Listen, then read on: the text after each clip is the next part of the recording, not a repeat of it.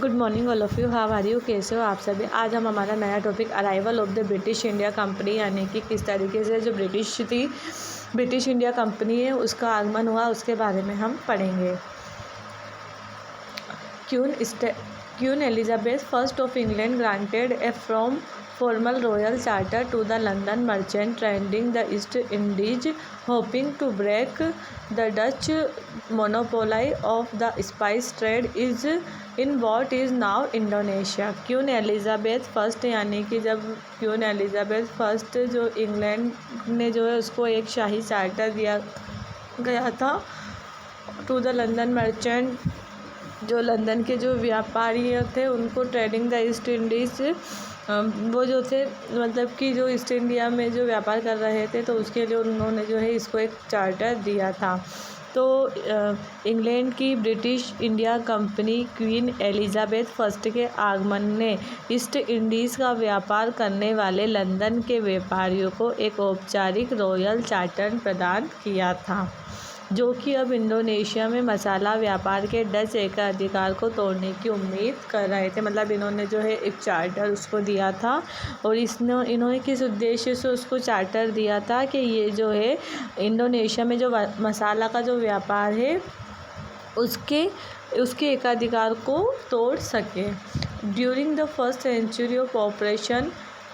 the focus of the company was trade, not the building of an empire in India during its first century of operation, यानी कि अपने संचालन की पहली शताब्दी के दौरान during the first century of operation, यानी कि जब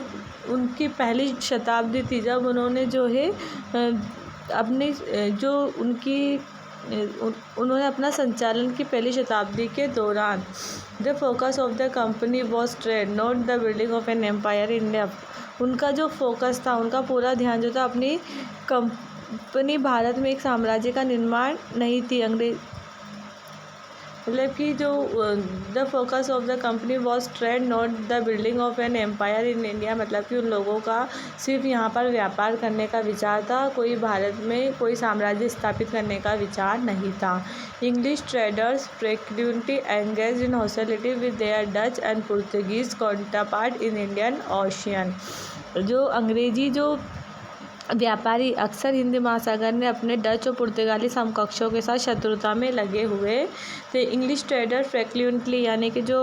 अंग्रेजी व्यापारी थे, ये क्या कर रहे थे, अपने फ्रीक्वेंटली मतलब अपने समकक्षों के साथ व्यस्त थे in hostility with their Dutch and Portuguese in contact in Indian ocean, यानी कि हिंद महासागर के जो अंग्रेजी व्यापारी अक्सर हिंद महासागर में अपने डच और पुर्तगाली समकक्षों के साथ शत्रुता में लगे हुए थे।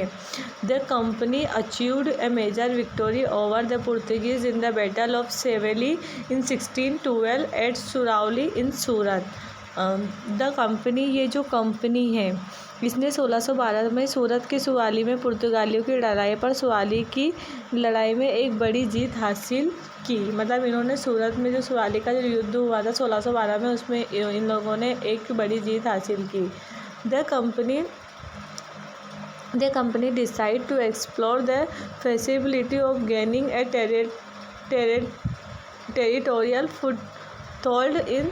mainland India with official sanction from both Britain and the Mughal Empire, and request that the crown launch a diplomatic mission।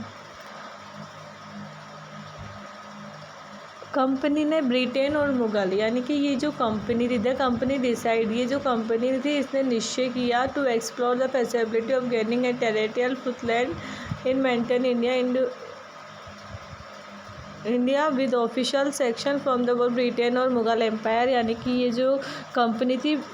Company ने ब्रिटेन और मुगल साम्राज्य दोनों की आधिकारिक मंजूरी के साथ मुख्य भूमि भारत में एक क्षेत्रीय पदयात्रा हासिल करने की व्यवहारिकता का पता लगाने का फैसला किया और अनुरोध की क्राउन पर एक राजनीतिक मिशन लॉन्च